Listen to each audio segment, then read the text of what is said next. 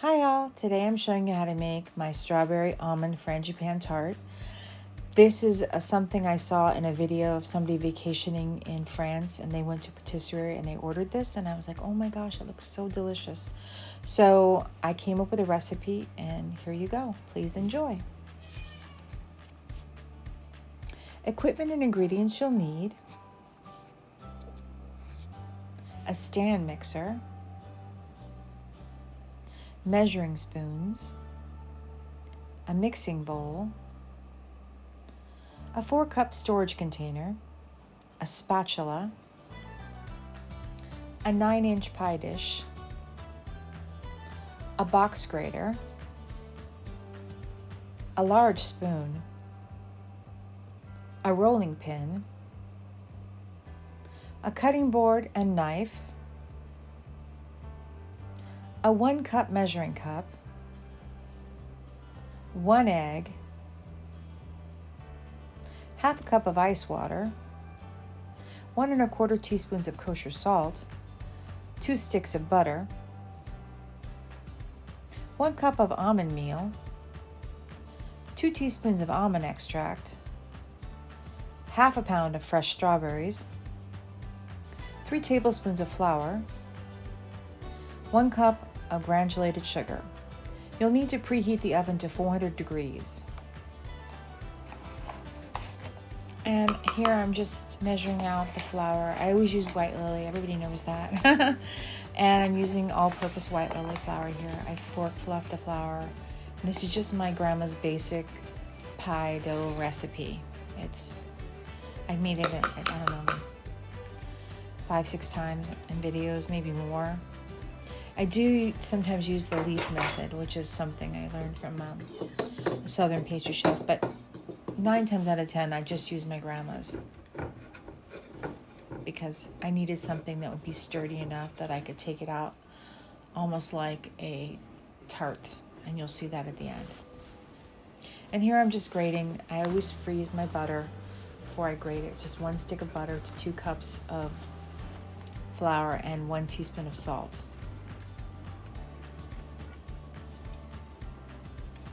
And I'm sorry for the dishwasher noise in the background. It's quite loud.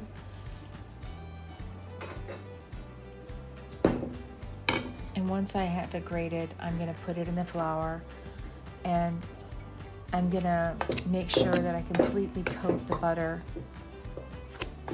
in the flour, because that's how you have the best rise and the best, because when the heat hits the butter, the cold butter, it expands, and so you really want it fully incorporated with the flour. So, and it's always about a half a cup of water. Humidity plays a big part. If it's a very wet day, like torrential rain outside, you're going to use less. If it's incredibly dry, you'll probably use more, but usually it's about a half a cup, and I add it a little at a time. And I just look at it, and the more, like I always say, practice makes perfect. The more you do it, the more pie crust you make, the better at it you'll become. And that's just how it always is, with everything. Rarely do you get it perfect the first time. So if I feel it needs more ice water at this point, I'll add it. If I don't, then I will put it in the plastic bag. And I think that I put it in the plastic bag after this. It looks pretty good.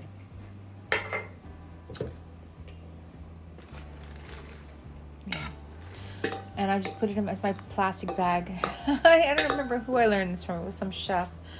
I think I was Bon Appetit. Was it Claire Saffitz who taught me this? I can't remember.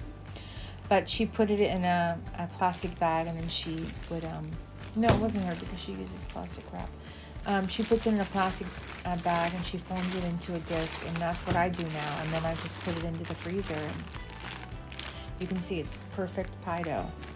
And I at least refrigerate it at least for 30 minutes before working with it. You want it cold, because again, remember when the butter hits the heat and the flour, and it expands, and you get that nice lift. And after I've refrigerated it for 30 minutes, I'm going to roll the pie dough out. I'm not going to show you the whole thing, because it's, you don't need me to show you how I roll pie dough out for the 15th millionth time. You've seen it. There's enough videos on it. It's a pretty beautiful dough. And I'm always moving it around. That's another tip.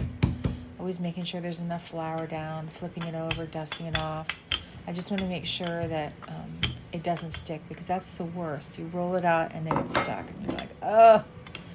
And then I always measure the pie plate against what I rolled out. And I think it was a very wet day that day. And I remember thinking, ugh, this pie dough was giving me trouble. But I was able to get it in there. So, but it did fall apart a little bit. So I remember I was like really frustrated with it. And this is what it looked like when I had it all in there, and I'm just crimping the edges. And hopefully you can see how I crimp. It's pretty simple. You use 2 fingers and your thumb. And now I'm going to dock the bottom of the pie with a fork. And doing that just helps to make sure that it doesn't lift up, because I am going to blind bake it now. So I just do double. I'm going to put, first before I put my pie weights in, I'm going to put it in the refrigerator for 15 minutes, because I really want that cold butter. But first I'm going to make the almond frangipani. I'm going to add 1 cup of sugar, and I'm going to add, I believe it's 6 ounces of softened butter. Yes, it is. Okay.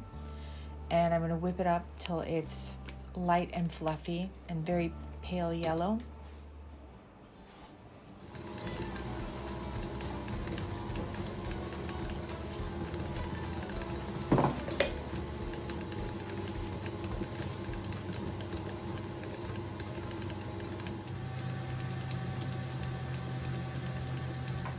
And once I've scraped it down, I felt it's light enough, I add the egg, and then I will mix until it's fluffy. It mixes in. It's a bit of alchemy there, as they say. That happens when you add the egg into whipped butter and sugar. And now I'm just going to add a cup of the almond meal, which is just ground almonds.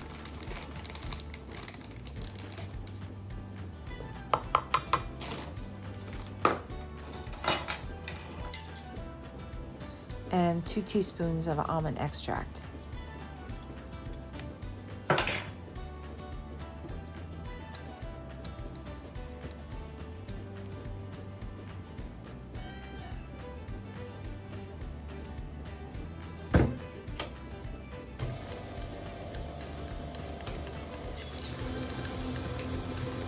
And I always add a 1/4 teaspoon of kosher salt. I don't know why, but salt always makes dessert taste better. Just a little bit of it does. I'm not sure of the reason why, or the scientific reason. There must be something with their taste buds or something. I don't know. So I'm just adding 3 tablespoons of flour, and this will hold the frangipani together. So when you're baking, it becomes crispy on top and tender inside. It's just, I love this stuff. And now I'm just going to put it into a 4-cup storage container, because I wasn't sure if I wanted to use it right away, because I was thinking about just baking off the tart crust and just use it the next day and put it all together. But I said, no, I'll just do it all at once.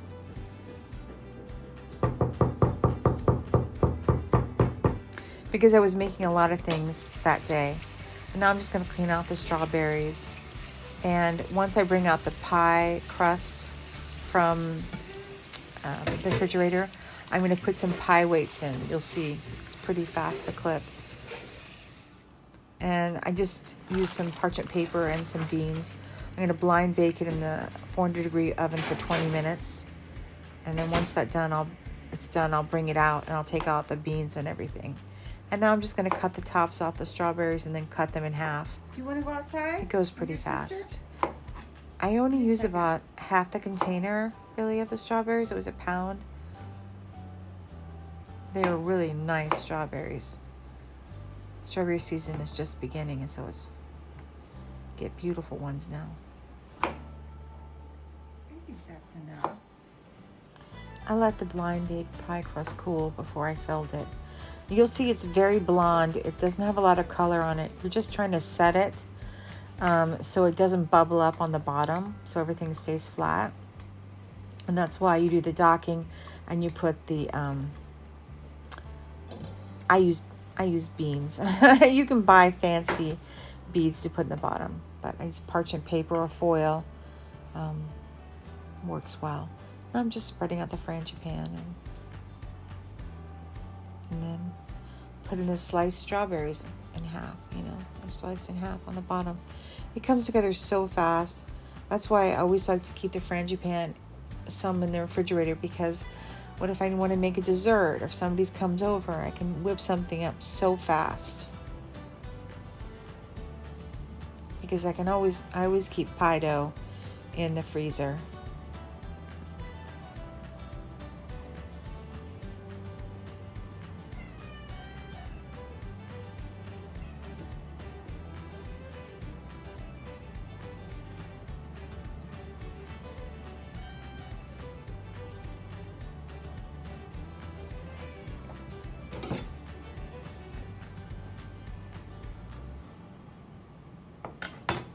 And once I've assembled it, I put it in the oven for 40 minutes. The oven obviously is preheated.